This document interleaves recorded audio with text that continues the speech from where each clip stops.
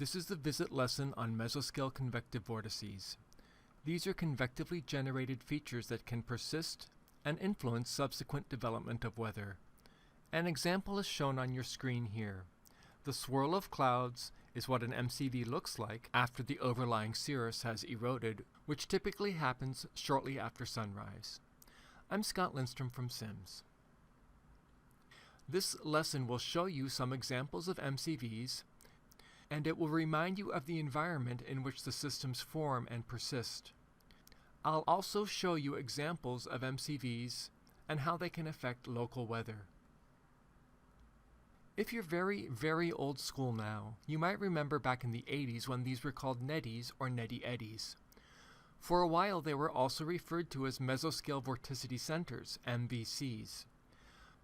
But the generally accepted term now is MCVs, mesoscale convective vortex, or mesoscale convectively-generated vortex.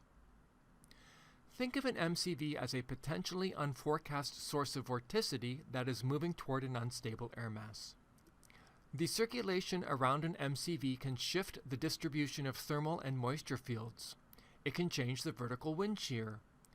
Numerical models can struggle with the accurate evolution of MCVs, either in their formation or in their persistence, in part due to their convective nature. Thus, the formation or presence of an MCV might mean that a forecast revision is necessary.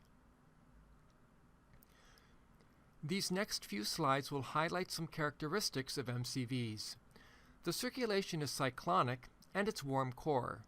It forms in the region of stratiform precipitation that develops within a nocturnal mesoscale convective system. The latent heat release in this stratiform precipitation is a diabatic heating process that causes convergence, and the convergence spins up vorticity. Alternatively, you can think of this latent heat release as something that will change the stability, which will also induce changes in the potential vorticity. Here's a figure that's a cross-sectional view. Up is toward the top. You're looking at a region in an MCS where precipitation is forming and where latent heat is being released. There is diabatic heating. When you have diabatic heating, heights above that heating will rise, and they will fall beneath it. This is the response. The heating will also cause a potential vorticity anomaly because of the stability changes. Changes in height surfaces force pressure gradients and horizontal motion as a result. So you have divergence aloft and convergence near the surface. If the diabatic heating stops, then there is nothing to maintain the higher heights aloft and the lower heights near the surface. The energy will propagate away as gravity waves.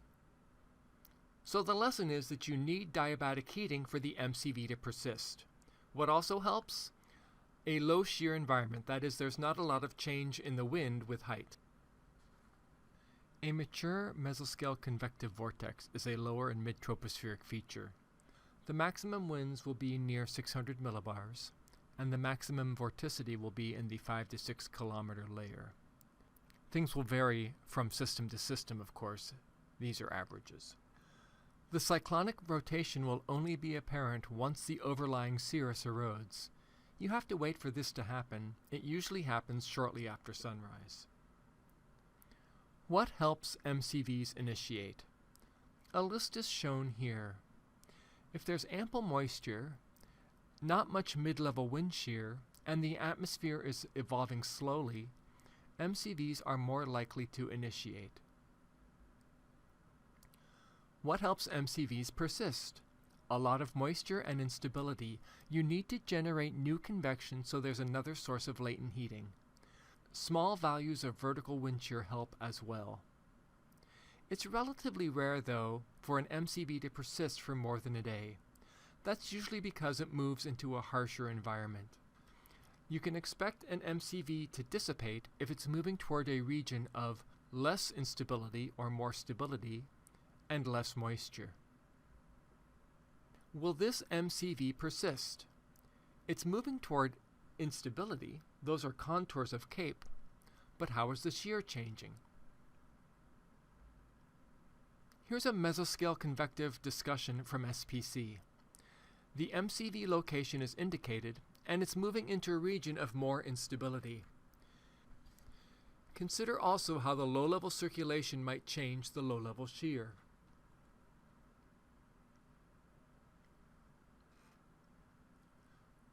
What happened as it moved? Convection formed in the center of the mesoscale convective vortex and also in regions to the east as it moved over them.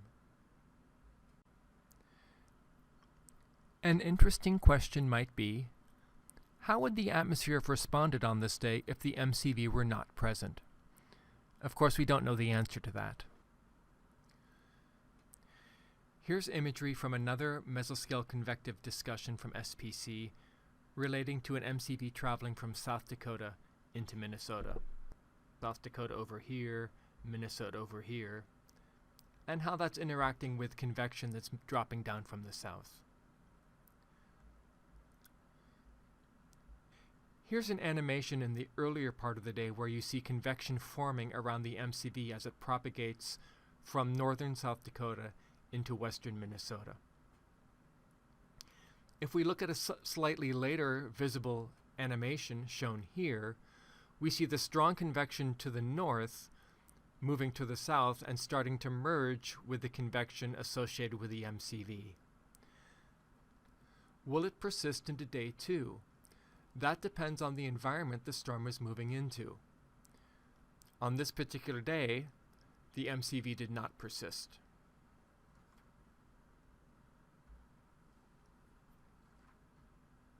The presence of an MCV should alert you to upcoming convection regardless of location.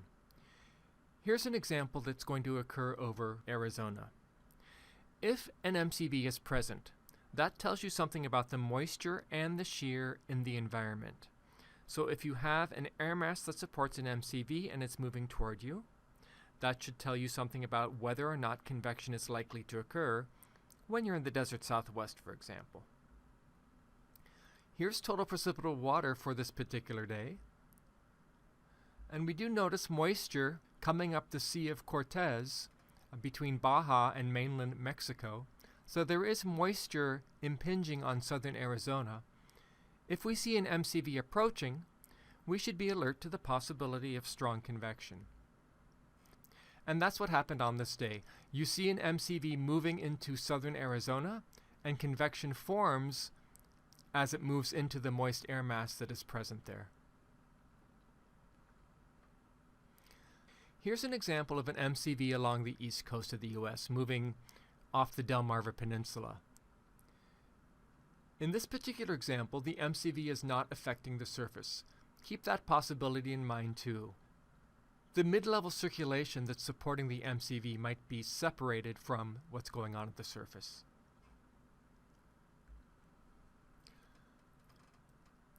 Here's the reminder slide that you need diabatic heating to support an MCV. So here we have the diabatic heating in the center. The convergence in the center might spawn new convection. Once that new convection forms, it's going to release more diabatic heating, which is going to spawn stronger convergence, and that's going to spawn more diabatic heating.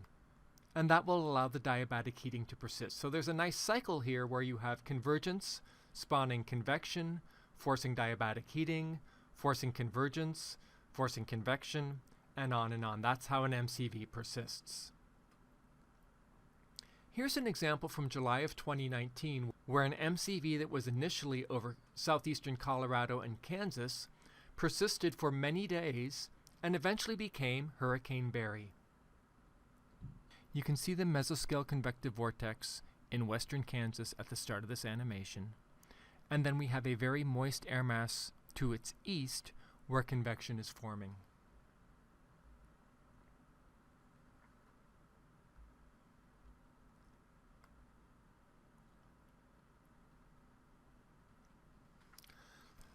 This animation shows relative vorticity over 10 days, and it tracks the MCV on its circuitous path to the Gulf of Mexico. So you can see at the beginning of the animation in Kansas, and then follow that feature as it goes to Missouri, down through Alabama, Georgia, the Panhandle of Florida, and eventually emerges into the Gulf of Mexico, and then it becomes Tropical Storm Barry.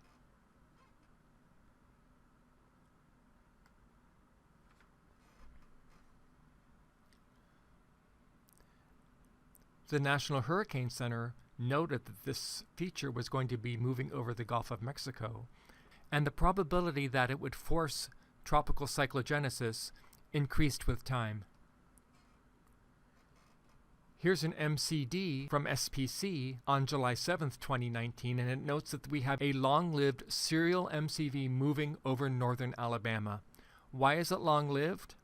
1, there's abundant moisture there. 2, it has small values of vertical wind shear. The fact that it has small values of vertical wind shear are going to help it initiate tropical cyclogenesis when it moves over the Gulf of Mexico. The atmosphere that supports a serial MCV for many days is the same kind of atmosphere that's going to support tropical cyclogenesis, very moist and low values of wind shear.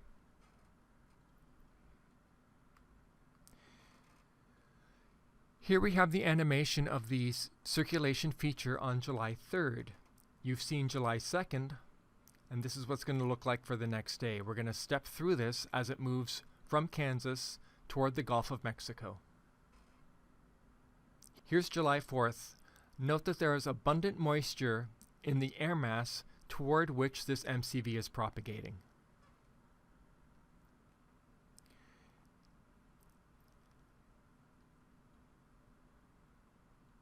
Here's the feature on July 5th. It's moved into Missouri.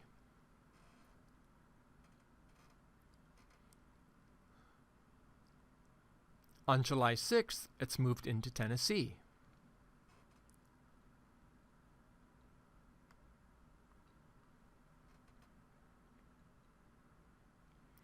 On July 7th, it's in Alabama. Recall that the mesoscale convective discussion that we saw earlier was also from this date, July 7th. There's a nice gust front propagating with this particular system.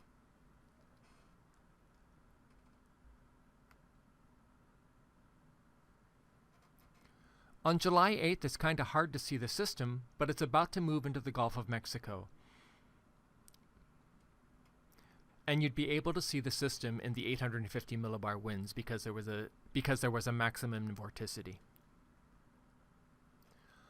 On July 9th, the system is out over the Gulf of Mexico. You can start to see some low-level circulation as a tropical cyclone starts to spin up. Several days later, it was Hurricane Barry on the coast of Louisiana. Here's a summary slide for what you've just learned. I hope this lesson reminds you of things you knew about mesoscale convective vortices already.